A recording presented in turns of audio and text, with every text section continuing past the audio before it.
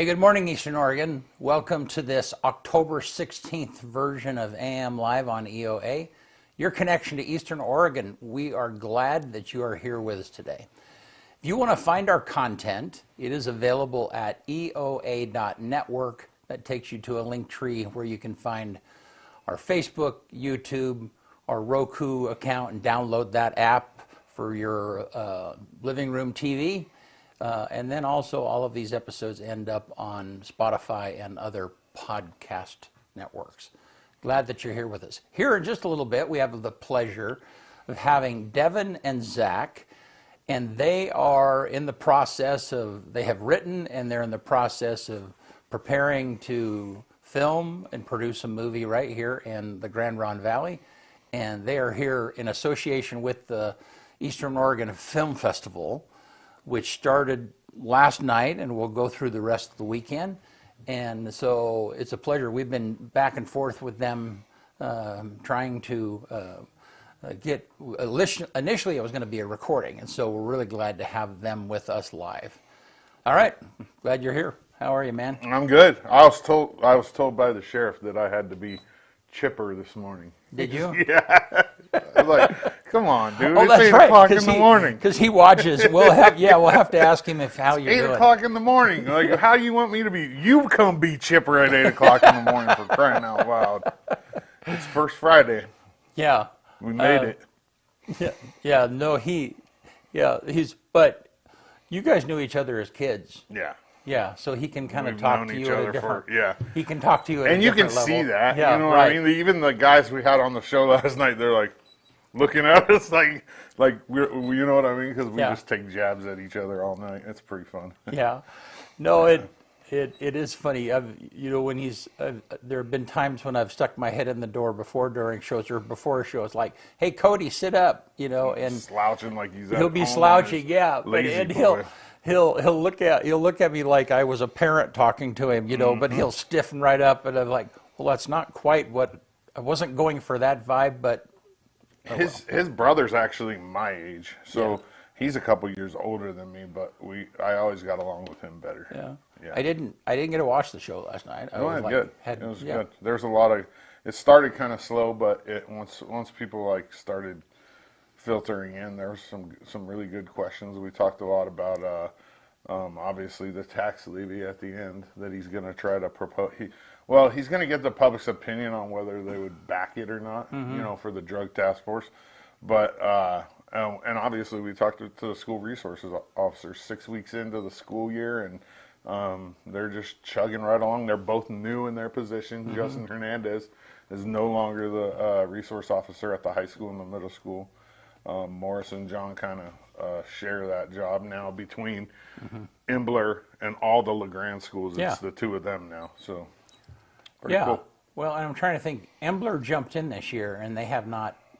One of the schools. I mean, I have no idea exactly which school or when they jumped in, but I know that's the schools that they cover. The three elementary schools, the middle school, the high school, and Embler. It's all one school. Yeah. Cool. Yeah, that's cool. All right. Well, hey, you want to do sports? Let's do it. All right.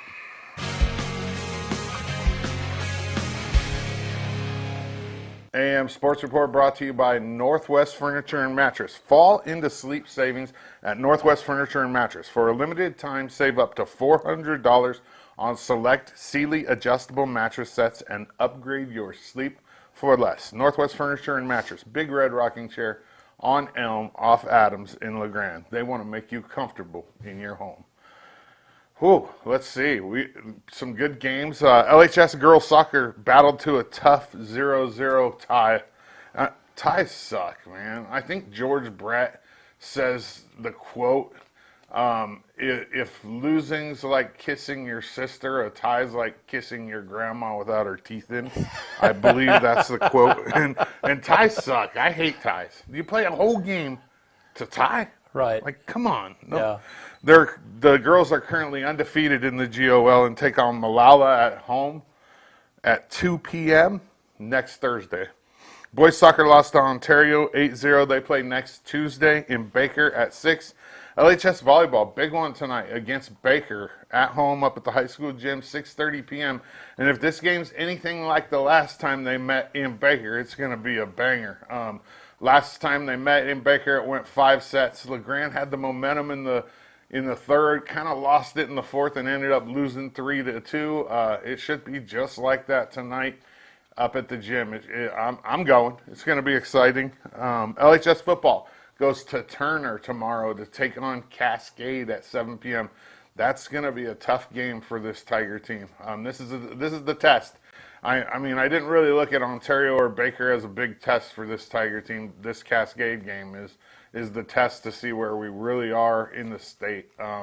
We're probably going to win the GOL, but playoff wise, this is going to show us a lot. I think that game will be streamed on NFHS if you're looking for a place to watch it. In the GOL, Baker is at Ontario at 7 p.m. Mountain Time, and Pendleton hosts the Dalles right here on EOA Live TV, 7 o'clock tomorrow, and I'll be on the call. I'm going over to Pendleton to call that game for the Bucks. It's kind of hard to do a game, and I'm biased towards LeGrand and keep the bias out of it, but I'm doing 3 of the 4 Pendleton home games this year, so it'll be fun. I mean, I'm getting to know people in Pendleton now, so it's not near as weird. In football around the valley, Imbler is at Cove at 7 p.m. tomorrow. Elgin has a bye, and then Union and Crane kick off at 10:30 in the morning, and that must be because Crane doesn't have lights. And because all those small schools in the state don't go to school on Friday. So Powder will go to Pine Eagle tomorrow and play at noon as well. The polls came out, and the undefeated Mountie volleyball team is still number 1 in the country. They played number 8 Corbin at 6 p.m. on Friday in Salem, and number 3 Bushnell at 4 p.m. on Saturday in Eugene. If you're looking for a way to watch these, the CCC recently signed a contract with the Urban Edge. So all you have to do is get online and either search Urban Edge or get on the App Store, download the Urban Edge app, and you can watch all the CCC games for free now, which is huge. You used to have to pay $7 a game to watch EOU games, and this was a great marketing decision for the CCC, and they're going to be a lot more people watching because of it. EOU men's and women's soccer at home this weekend. Big ones against Southern and OIT. The women's games start at 4 on Friday and Saturday, and the men's games start at 6 up at Community Stadium. We get up there and support them. Both teams are really good. The men are undefeated, and the women's team's undefeated at home, and the men are getting a little national recognition. They got votes in this last poll. EOU football is on the road at Southern on Saturday at 1. The Mounties are 1-0 in the Frontier and look to make it 2-0 against the Raiders team that started off the season in the top 25, but have since then fell off a little bit. But the Frontier Conference is so tough. This side of the Frontier Conference, the EOU side, has 3 teams ranked in the top 25, and it's just they beat up on each other. And there's no love lost between EOU and Southern, trust me on that. So this should be a banger too. Finally, EOU Harrier Thomas Ogden was recently chosen as the NAIA National Runner of the Week for his race this last weekend. He posted the 8th fastest time in EOU history on his way to the honor. Here's a little sneak peek of the interview I have coming out with him next week. What got you interested in running? I wasn't really good at any other sports, so it was kind of like running was kind of fun because I was a little bit better at it. And going to my 7th grade year, that's when the middle school middle school starts for Boise School District. Yeah. So my mom put me in there before school started to make friends, and then I just kind of stuck with it. Interesting. Yeah. How'd you end up at EOU? My high school coach, when he was in college, considered coming here, and he knew Ben. He didn't end up coming here, but he had the connection with Ben, and he had other athletes attend EOU as well. So I asked my coach to reach out to Ben for me, and then we just started talking. And then I really like the small school aspect, as well as just the rural community, and it being 2.5 hours away from my hometown. So it was like it was a good fit. Everything lined up perfect for you. What got you in? AM Sports Report brought to you by Northwest Furniture and Mattress. Go check out their showroom today. All right. Good. Yeah. Well, you woke up there, man. Yeah. Well, because I get excited about this kind of stuff. So, But yeah. if it's like a county commissioner, I'm over here like, Yeah, nothing personal. You're putting Dodzy to sleep. Yeah. yeah. Cody texts me sometimes when Does he? like, wake up, dude. Like, my gosh, you look Yeah. like an Well, idiot. it's up probably there not sleeping. that kind, though, is it? When he says, "Wake up, dude." No, it's not that nice. No. It usually has some choice words to go along with it. Yeah. Not a text that we could put on the screen. Probably not. Yeah. All right. Well, hey, let's look outside. And man, it's a fall Windy. day. It looks like it was windy. Yeah, it is windy Yeah. out there. My goodness. Yep. Usually that flag's not moving like that. No, it's not. I can tell you in the drone world that, where did that go, Bennett? Oh, that's all right. Anyhow, in the drone world, when the flag is moving like that, it's means yeah, it means stay grounded? You've got, well, it's more complicated. You're going to use a lot of battery. During the soccer game, Life Flight, it was one of the fastest in and outs I've ever seen for Life Flight. You know, usually they take a little bit. Yeah. This one was like bang, bang. Huh. And it was quick. And it was 100% for sure Life Flight. I took a picture of it while it was flying. Because, you know, I'm shooting sports and I got the 200 on. I can get a pretty good picture of the Life Flight. And it was the shortest time I think I've ever seen where they were grounded. And, I mean, they must have had something serious going on. Something. Do we have that graphic, Bennett? Yeah. So 60 degrees. Now is the high that's today. fall-y. That's fall-y for well, sure. and that's kind of how it is. So the rest. 38 is the low. Ooh. Yeah, I did look and see that this is about what it's going to be like in Pendleton tomorrow night, and thankfully no rain, at least at this point. That's I good. mean, it's going to be cold. I'm Yeah. wearing pants tomorrow. Are I'm you? not going through. I got pants on right now. I'm not going through that same thing that I went through a couple weeks ago. That was brutal. Well, yeah, and we're out on the side of the hill tomorrow too. Yeah, and it was extremely cold. I was trying to pack stuff up, and I was shaking so bad I couldn't even get the chair in the chair holder because it was so cold. So hey, last night I went to John O'Brien, who is the new city manager of LeGrand, and he had the first town hall, City of LeGrand town hall, and they're going to be having more of these. Had a great participation. I mean, normally like a city council meeting, you know, if you have 5 people that are not required to be there, that's you have a good number. And so then, yeah, that participation was a lot. Be sure and watch for more of those. I really like the direction that John is going, and so yeah, watch for more of that. It was very good. All right. Well, hey, we're going to be right back with Devin and Zach talking to us about A Bad Day for Bigfoot. I think is that the correct name? Yep. Okay. Bad Day for Bigfoot. They're making a movie here in the Valley. Lots of excitement. Anyhow, we'll be right back.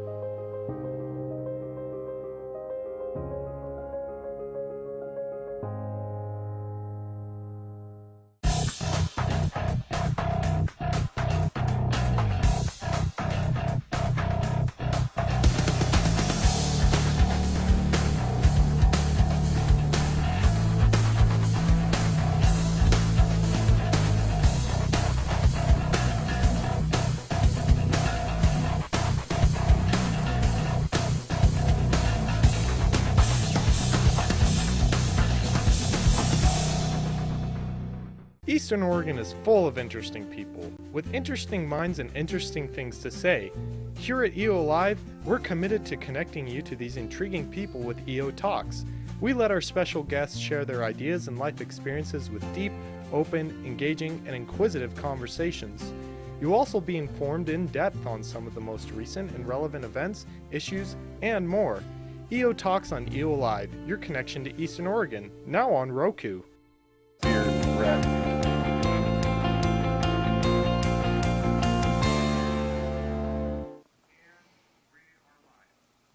All right, we're back with, I'm laughing at Bennett. He just had a little bit different routine. Yeah, he brain farted right there.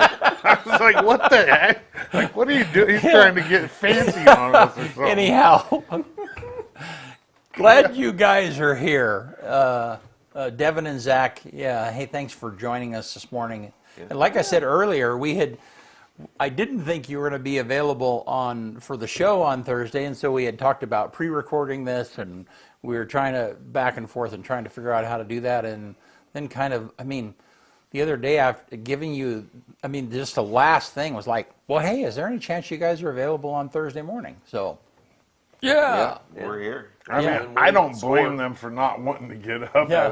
That had to have been part of the reason why they wanted to pre-record. They took out the party short last night a little bit, Not as chipper as we might be later in the day. Right? Well, and you see, Cold shower. they're kind of at the level that I haven't had direct access to them. They're like embassies that I've been talking to. So yeah. Handlers. Handlers. You had to, yeah. Got a lot of layers. You have to wipe out the gatekeepers to get to them. Yeah. A lot of suits in the way, yeah. Yeah. Well, hey, thanks guys for being here. Yeah. And Thanks for having I don't us. know. Why don't you start first and tell us where each of you kind of give us a thumbnail of your life, where you're from, and then how you met each other. Zach, you go first. Sure. Yeah. I grew up in Austin, Texas. Okay. Went to college in Southern California, Chapman University, and I was in '08 and moved up to LA in 2012. I've been out there ever since. On some level making movies, whether that's the day job or the side hustle, you never know. But always hustling, trying to make something. Yeah. And Yeah, I grew up in Houston, Texas, and I went to college at UT Austin, went to film school there, and moved out to LA 15 years ago. And Zach and I met in LA somewhere along the way. Post Texas.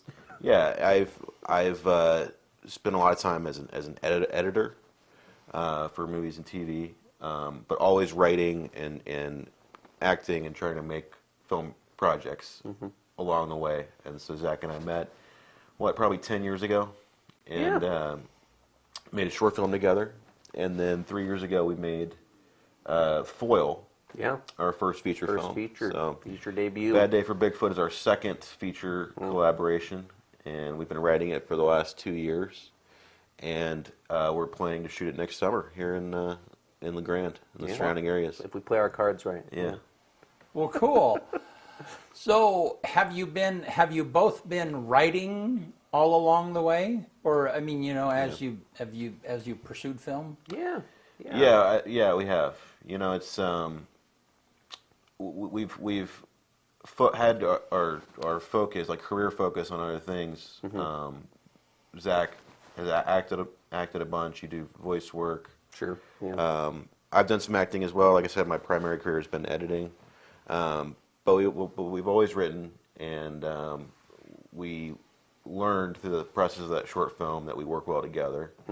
We write well together. So that was sort of a test run. It's like, okay, like we have something, we have a good chemistry, we work well, maybe we can make something bigger. Yeah. So, yeah, now here we are. So, do you guys, when you do movies, and maybe you figure, do you direct together?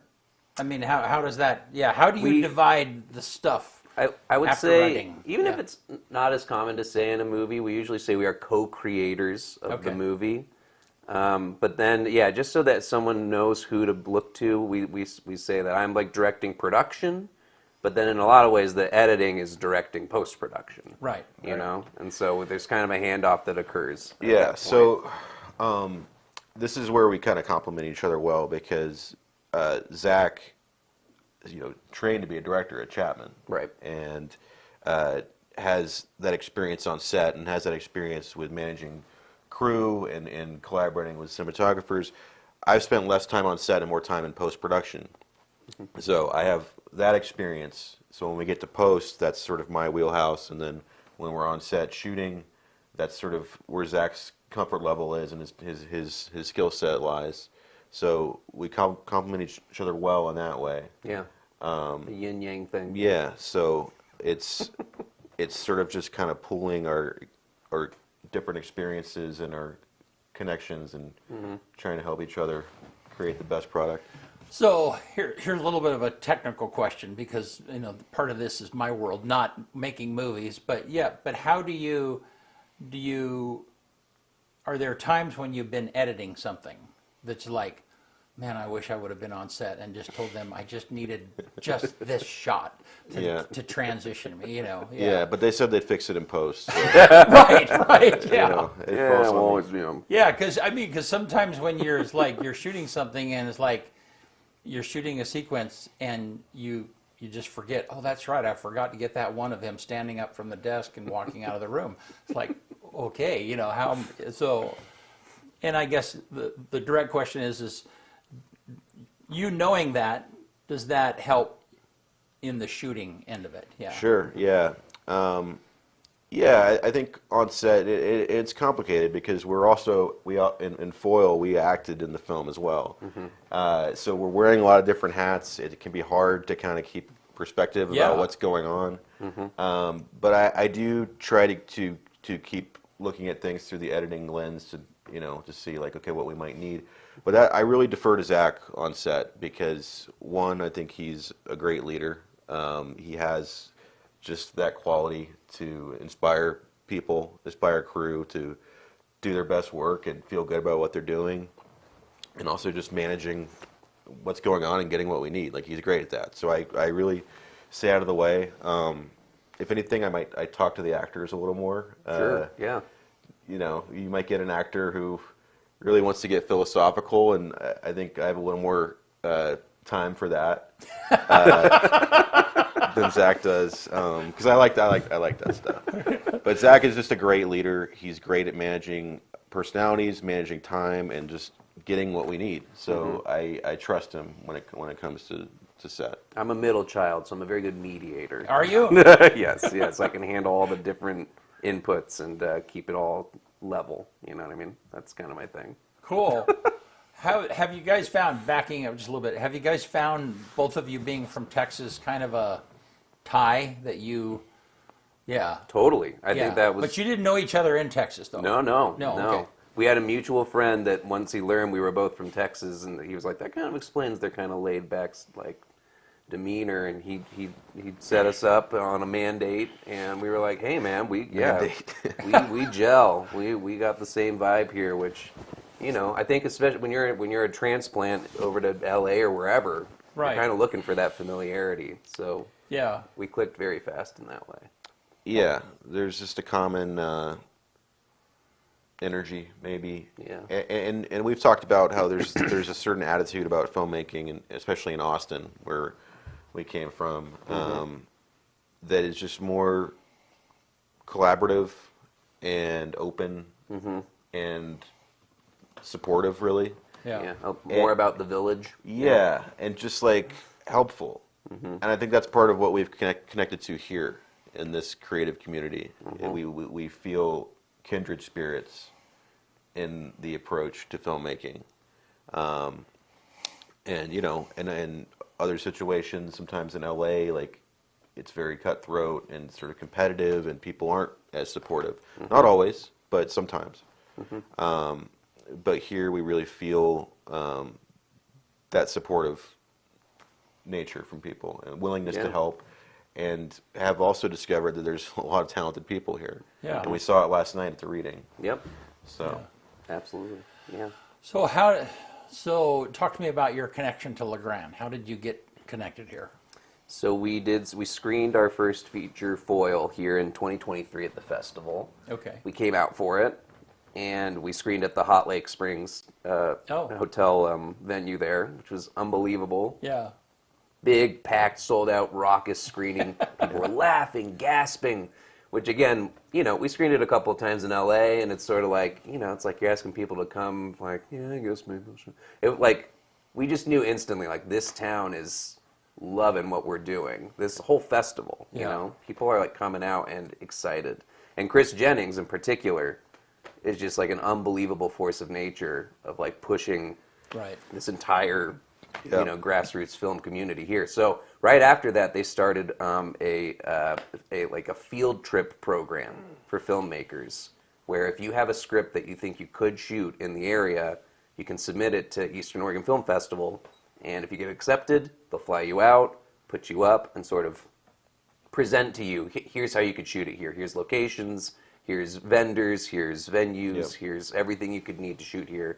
And so you were working on a kind of different Bigfoot idea at the time. Yeah, I had already been working on a Bigfoot script.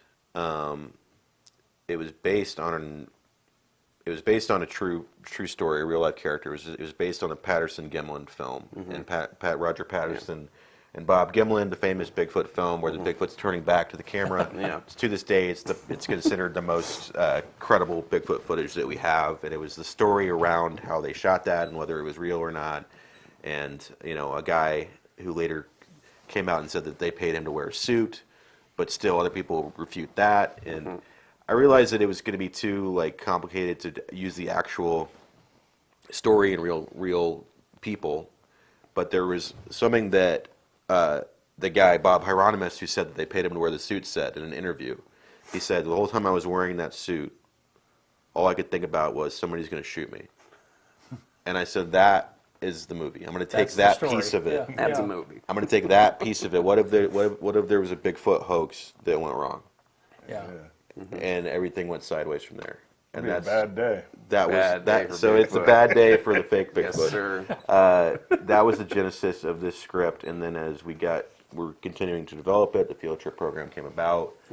We thought, well, we could shoot this here, you know. Not only because of the woods and the natural setting, but also we just made such a strong connection to the festival and Chris Jennings and people here, and felt support. So.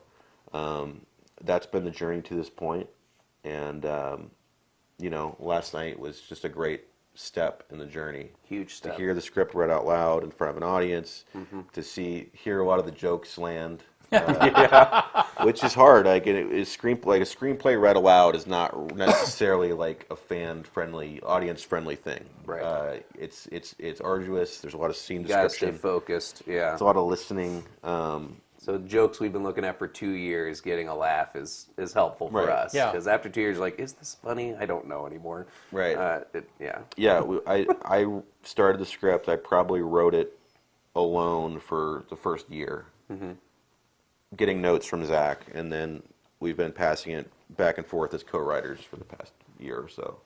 So, and it's been a much, like, we only wrote foil for maybe 10 months. Yeah. And then we shot before we got out there. So this has been a longer process, and hopefully will yield a better script. And more time to mold the clay. Yeah. Well, and that reading aloud last night was the first time I'd ever seen that either. I happened to be recording the audio for the video that was taken, and that was the first time I had ever seen that. In fact, I took a few pictures. Let's show that. So that's Rika from and this is the actual set. And so stop right there for a second, Bennett. So then as you guys change scenes, there's a narrator over on the far side, and she's reading all of the stage direction. All of the details, all the stage direction, that's right. And so then whenever there was a new scene, a new set, what do you call that, new scene? Then that was represented by the slide on the background. So... and anyhow, go ahead and through there. There's you dudes thinking about it. And locked in. And there were several people that came in.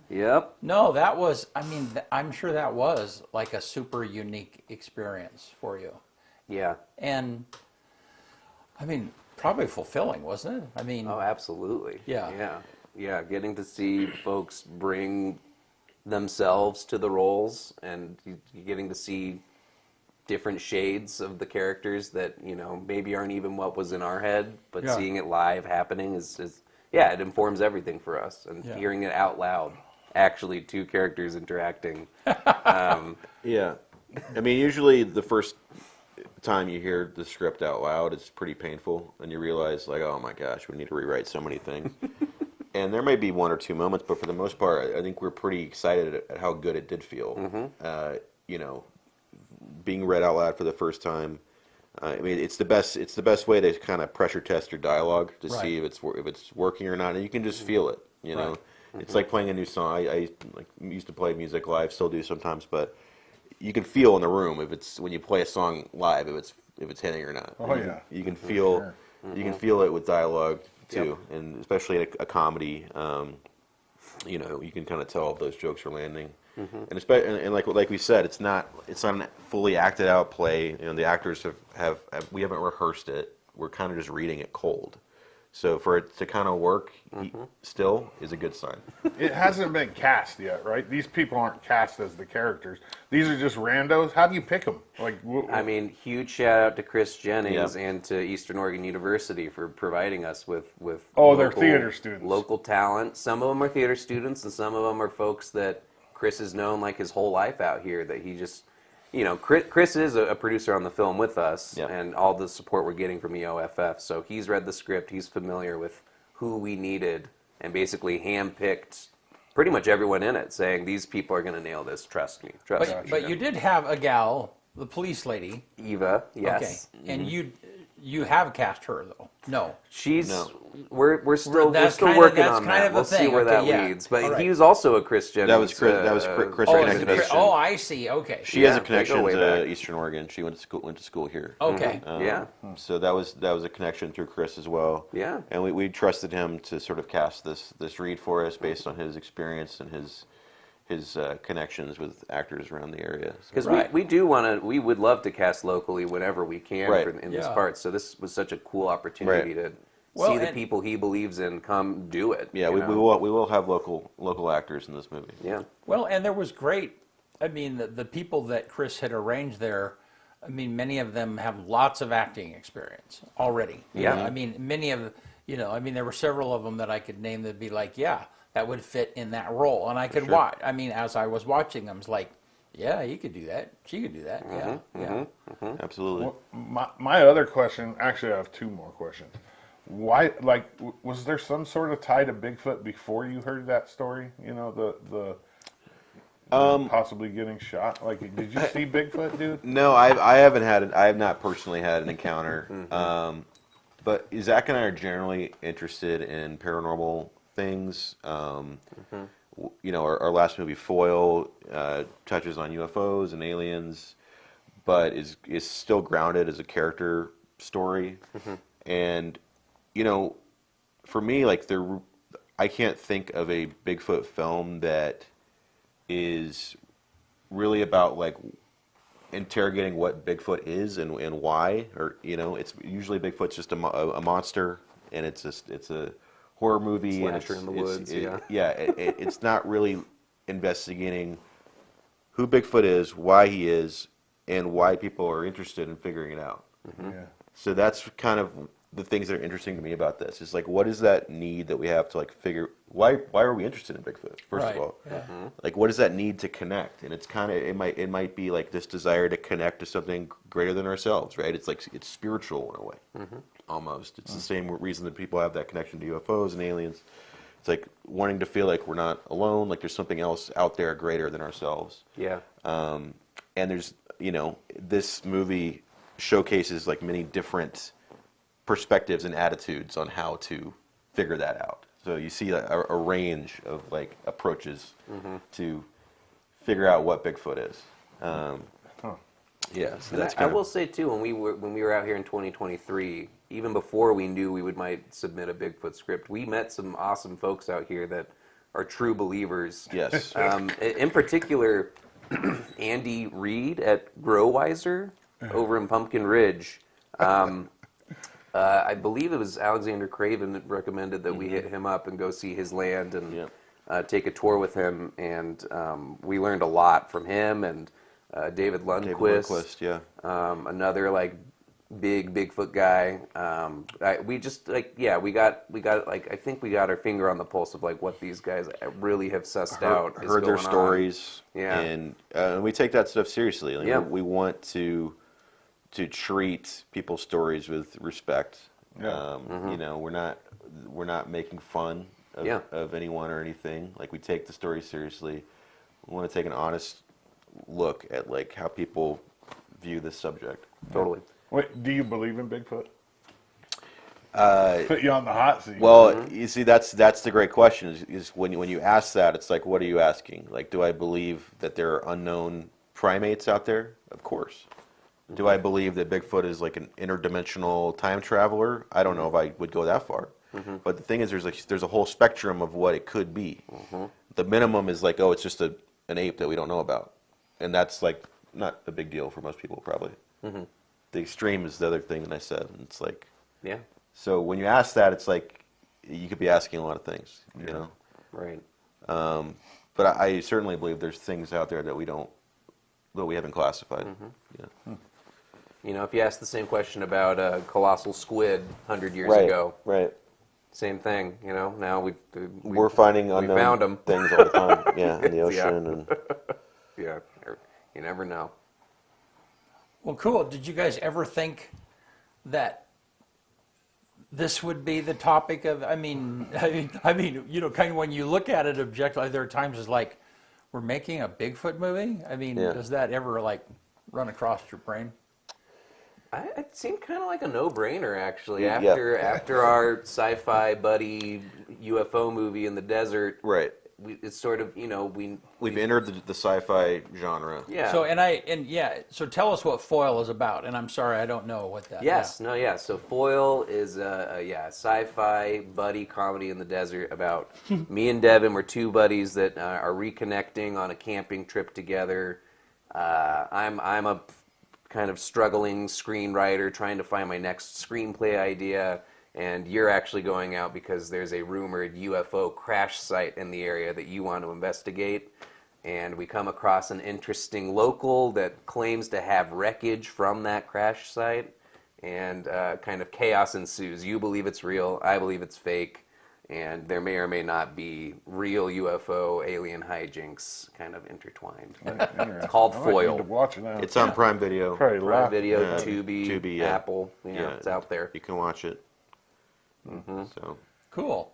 So tell us, what is Bad Day for Bigfoot about? What should, I mean, if you were kind of, somebody were asking you, what is that? Quick elevator pitch. Yeah.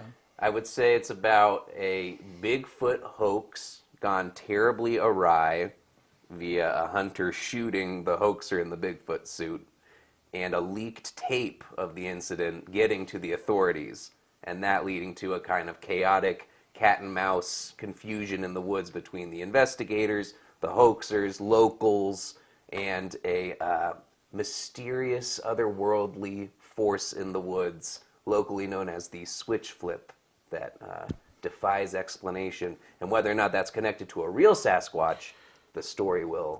right, what starts as a manhunt for a guy in a Bigfoot suit turns into a supernatural setting where there may actually be something real out there that nobody had accounted for. So. Yeah, and that part during the reading was a little hard to catch. Yeah. Because you're listening to the description, the narrator is reading what people are actually seeing. The thing you're only, if you're in the audience, the only thing you're really experiencing is people reading the dialogue. And so there was a lot of, from the perspective of the VHS camera for the, and you're, and so visually, I mean, I could get myself there, kind of, yeah. For somebody who was not visual, it'd be really hard to catch on. Yeah, it's hard. I mean, it's hard to just like we said, to hear a screenplay. Yeah.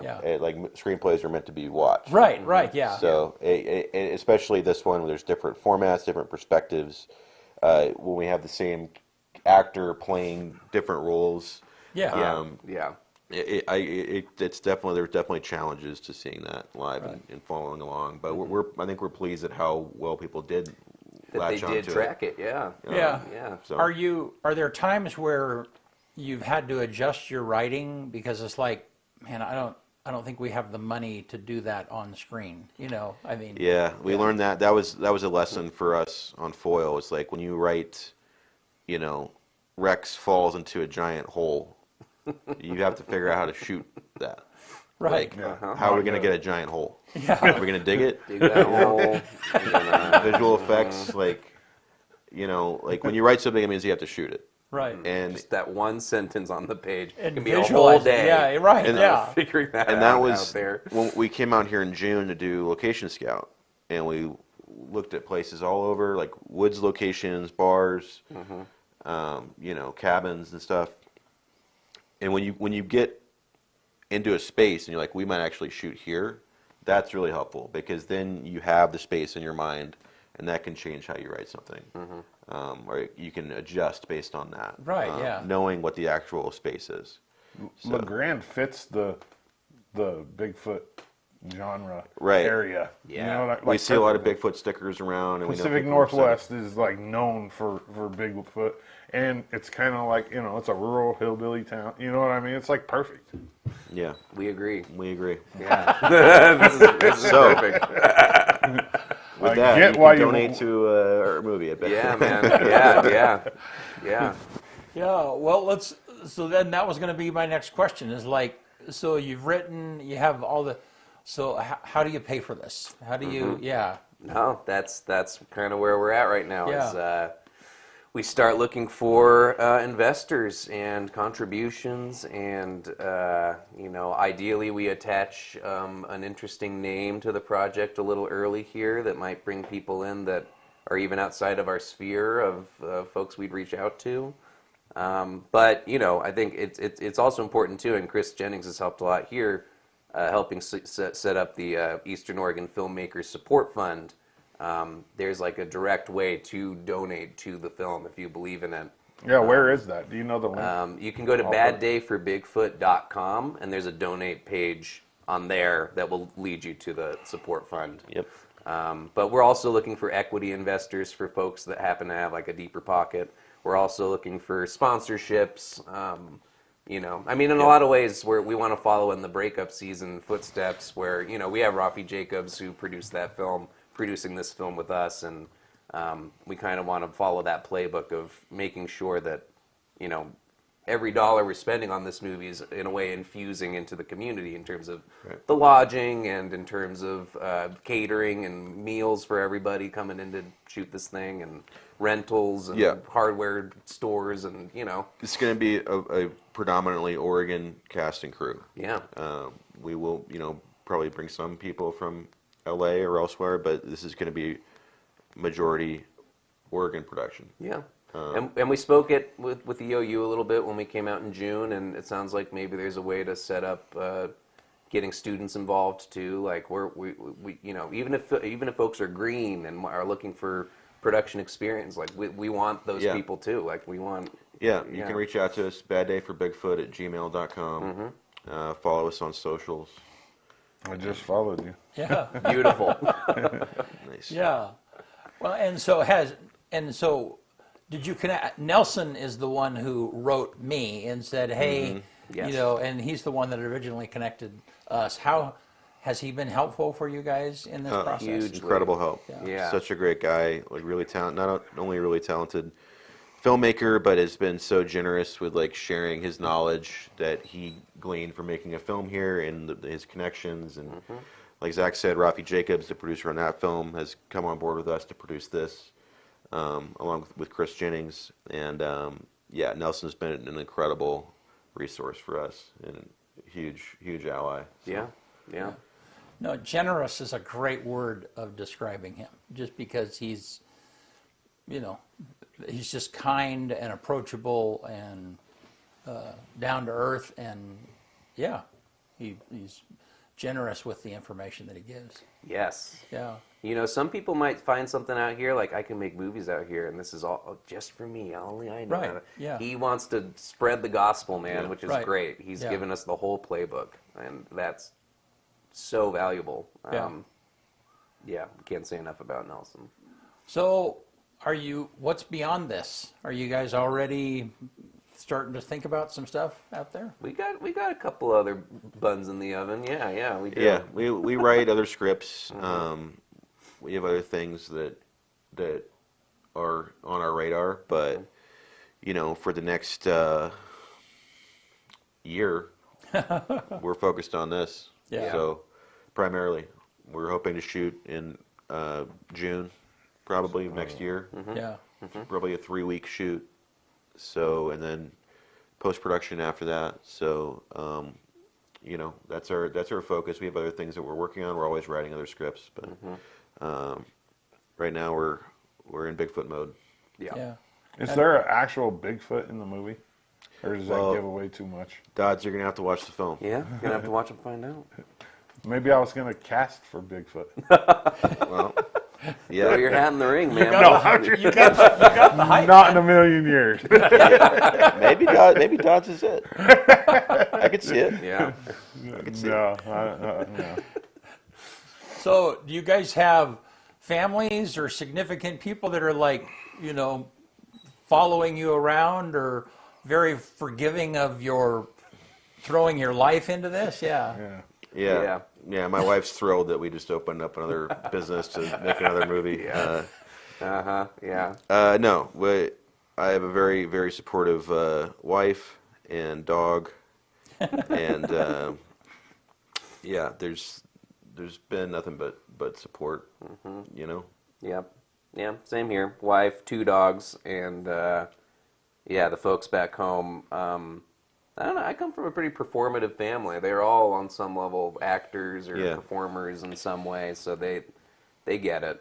Well, that's cool. Yeah. That makes it a little easier. Yeah. Yeah. They get it. My dad was a newsman and film guy, so he supports as well, and my mom. So, I think people get it, and we feel love. Yeah. What's your favorite part about Eastern Oregon so far, about this area? Oof. Well, I mean, I feel really lucky that we got to come visit in like prime June territory. Yeah. We got to go take a dip in the river and float around out there, and we go to the hot lake springs to soak. We've been twice already. We got in like 2 days ago, and we've been twice. Might go again today. Might go again today. Yeah. God, I love Oregon, man. I mean, yeah. I'm a big golfer, and I went to Bandon Dunes on the coast. Oh, I've golfed it. Yeah, gosh, so beautiful. You should golf Buffalo Peak while Okay. you're here out in Union. They sponsor my sports show, and it's a beautiful 18-hole link-style course. I'll keep that in mind, Buffalo Really Peak. nice. Yeah, but no, we just love the town here, Yeah. and it's been really cool to connect with an artistic community. We've met around HQ on Depot Street. That's Yeah. right.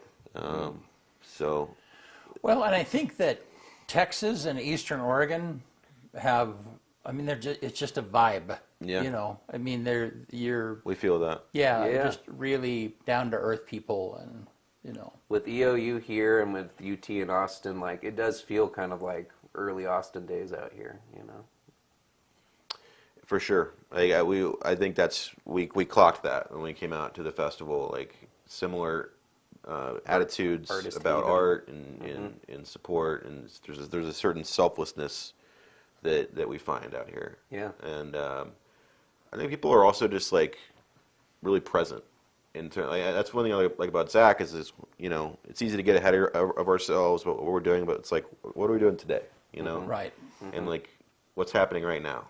And I think that's a good lesson. That's something I try to work on with myself, is just to kind of stay in the moment. Sometimes it's hard, man. Yeah. In this world we live in, especially, it's like Everything's you got sped all up. this stuff going on, and, Right. and you're like trying to stay focused on Yeah, what's. and you have to enjoy, like, and that's the thing about filmmaking or a lot of things. Like, you really have to enjoy the process. Like, it's Yeah. great. There's no better feeling than when the movie's done and you're watching it in theater. But if you don't enjoy like every phase, Right. it's like, because it's going to be 2 years of your life. Yeah, you're gonna be So- miserable if you don't enjoy it. You got to enjoy doing it. Yeah. So and we do. So It's awesome. Yeah. If you're calculating your hourly wage, you know, on something like this. Right. It's like, oh man, this is the wrong thing No, for me no, to be no, doing. no. Yeah, yeah, A lot of pro bono hours. Yeah. And, yeah. yeah, yeah. I it's- made 7 cents an hour on this movie. Right. Yeah. Yeah. So it's gotta. You're right. You've got to enjoy the. It's got to be a labor of love in there somewhere. Yeah. For sure. And some self. I would say that it is really fun. I've done productions in the past that were presented to a large audience, and it's really fun when you see them impact that. You see it impact them in the way that you really wanted it. To, you know, that's just rewarding. Yeah. Absolutely. It's like, oh, I guessed right. You know, they Yeah. did laugh, or yeah. So. Yeah. Well, guys, thank you so much for being here today. Yeah, Thank you. Thank thanks for y'all. taking the time. Of course. Yeah, so just tell us one more time your production schedule. So when are you hoping to like kick off? And this is an 80s. I mean, it's set in the 80s. Oh, that's my 1985. favorite era. Yeah, Yes, sir. The best Yeah. era. yeah, Yeah, so the tape that gets out is a VHS tape. Yeah. So they're So shooting awesome. on VHS cam, like Marty McFly yeah, style camera. Like with the handle on the top and the Yeah. big Yeah, boxy. Yep. Those are yeah. Chris had one there My last time. parents still have one. Yeah. Nice. They Well, shot I a lot of think- my baseball Yeah, games as a kid on one of those, dude. Yeah. Well, I'll tell you the crazy thing is that one of the things we started here and we still do is we convert VHS to DVDs. Yeah. Yeah, and so in fact, last night, yesterday I had a guy call me from Pendleton. It's like, hey, I have my film project from when I was 13. It's on VHS, and he brought it to the reading last night and gave it to me. Nice. For That's so yeah. cool. So anyhow, Yeah, but there's a whole industry for that. Yeah. It's crazy Digitizing it's stuff. crazy how many people want that stuff done.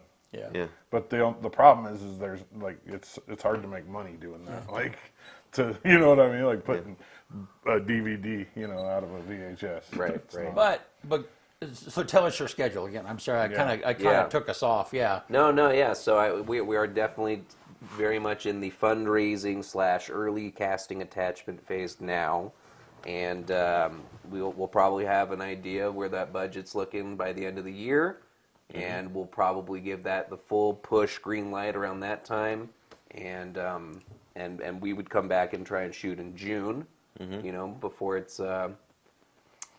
June just feels like the prime. the good weather. The good weather, exactly. We want to hit that, and after that, we'd be in post for a little bit. We'd probably submit a rough cut to South by and Sundance by the end of that year, and Yeah, early 27. Yeah. So yeah, probably like an early 2027 release, yeah, festival release. yeah. The link to the website's in the comments. Bad Day for Bigfoot. You can donate there. Yeah. I also put the Gmail baddayforbigfoot@gmail.com if they have any questions or Yeah, please wanna reach talk. out to us. Please reach out. Yeah, Yeah, if you want to be involved in any way, more just information. We got it. give us you a know. shout. Yeah. Awesome. Yeah. Thanks, guys. Yep. We really appreciate it. Yeah. You Thanks want to so get us much. out of here? Let's do it. On this day, October 16th, 1829, the Tremont Hotel, designed by Isaiah Rogers and considered the first U.S. modern hotel, opens in Boston. 1875, on this day, Brigham Young University is founded in Provo, Utah. 1923, on this day, the Disney Brothers Cartoon Studio is founded by brothers Walt and Roy Disney in Los Feliz, California, marking the beginning of the Disney Empire. 1985, on this day, this is a big day right here, Intel introduces the 32-bit microprocessor chip. And that affected a lot of things. Too much for me to get into right here. 1995, the Million Man March is held in Washington, D.C. with over 830,000 African American men attending. 2023, the model of a Star Wars X-Wing starfighter used in the Star Wars film sells for over $3 million from the collection of Hollywood model maker Greg Jean. On this day, the #1 song in America in 1985 was Saving All My Love for You by Whitney Houston. And then finally, the quote of the day comes from Robert Brault. Enjoy the little things in life, for the one day you may look back and realize they were the big things. One more time. Enjoy the little things in life, for one day you may look back and realize that they were the big things. Good stuff, man. Yeah. Yeah. Hey, thank you guys. Appreciate Thank you you. being here. Yeah, thank you. Thank you. And don't forget, tomorrow night, Pendleton Football Live. Versus the Dalles, 7 p.m. Yep, right here. Talk to you soon.